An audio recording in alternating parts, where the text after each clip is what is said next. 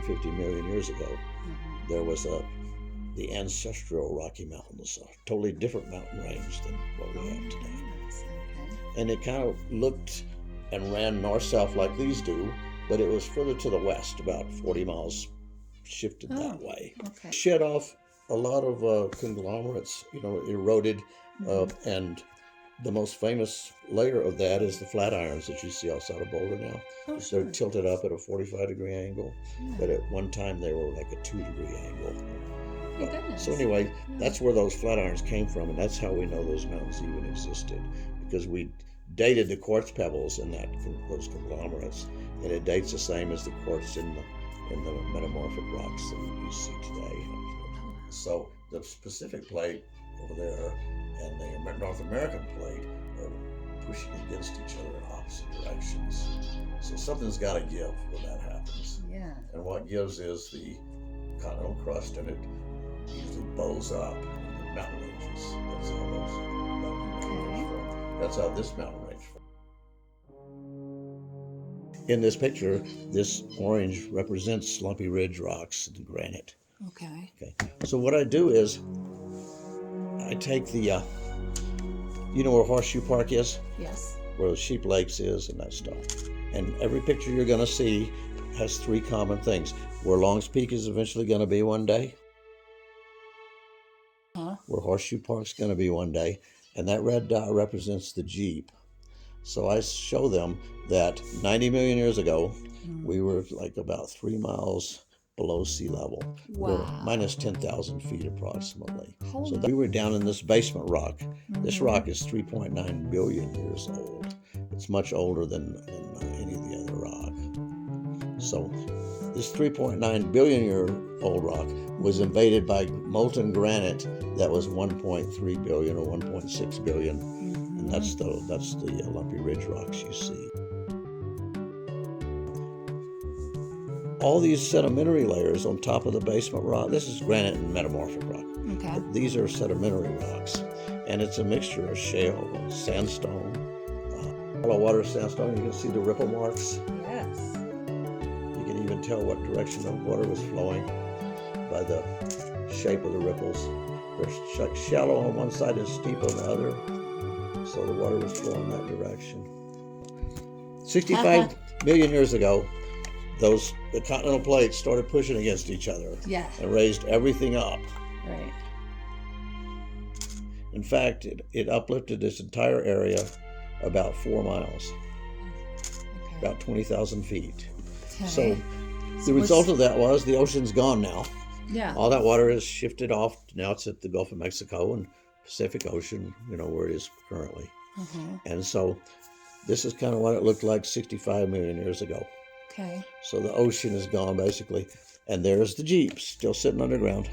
So that's what it looked like 65 million years ago.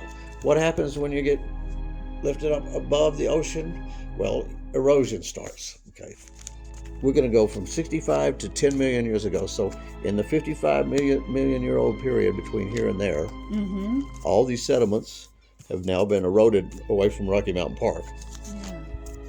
And they're all now pebbles on the beaches and the sands of Galveston and the Mississippi River, and the sands of the Mississippi Delta, all that stuff. So all that sediment's gone. Some of that basement rock is even eroded away. Sure. That's where Long's Peak's gonna be. And we're still underground. We're still underground, but getting closer to the surface at that point. So now we're gonna go way forward from 10 million years ago to 12,000 years ago. Blink of an eye, 12,000 years ago. Okay. Well, a lot of more erosion has occurred, and this is during the last ice age. Sure.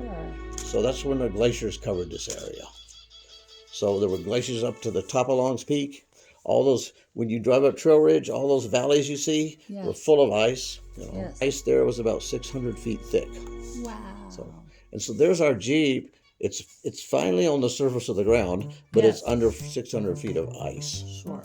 And when glaciers move slowly downhill, they tear off pieces of granite and stuff, and the granite rolls along on the bottom and gets polished and rounded, and all those rounded boulders you see in result of that glaciation. So that's what it looked like 12,000 years ago. Here's some of that that granite's finally near the surface. So what does that basement rock look like? Well, here's some typical granite. Get a lot of this mica. This mica, you know, you can peel off in sheets and you can actually see through it. They used to use this mica in nose before they had leaded glass. So that's the granite that we have around here. The 1.6 billion year old granite. This is also a piece of granite. But then we also have the old metamorphic rock. The 3.9 million year old metamorphic rock. This is called a schist. Well, these were actually formed under great pressure and heat, but they didn't quite melt. Okay. So originally they were shells on the bottom of an ancient ocean. Okay. Which was way beyond when I even started talking. Like shale, yeah. Shale. Shale and mud at the bottom of the ocean. Yeah. Which is compressed and metamorphosed into schist and gneiss. That's the other name of the metamorphic rock. This metamorphic rock recrystallized but didn't quite melt. That's why it's metamorphic instead of igneous. This is igneous rock. It was actually molten at one time. This was just like kind of like plastic, which is why a lot of times you see it bent into like curvy shapes. When you see the gneiss in the park, it's the black rock that has the squirrely. Oh yeah. And that's when that formed, it was the consistency of like toothpaste.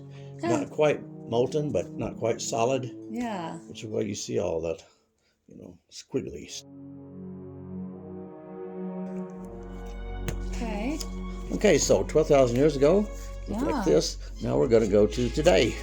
The only difference is the ice is gone. There we go. That's what it looks like when you go into Rocky Mountain Park today. Okay. There's so the Jeep. The Jeep is sitting in Horseshoe Park. Sitting in Horseshoe Park. Looking at Long's Peak. So There's that's Long's what Peak. those pictures I'm going to go take. Yeah. And there are a few tiny remnants of glaciers left. Uh-huh. We have a few glaciers, but, you know, with global warming, we're losing them really quick. But and there's even some granite on the surface. The rock gets eroded down until they're exposed. Oh, I see. Sure. Yeah. Okay. Wow, that is so interesting. Yeah, thank you.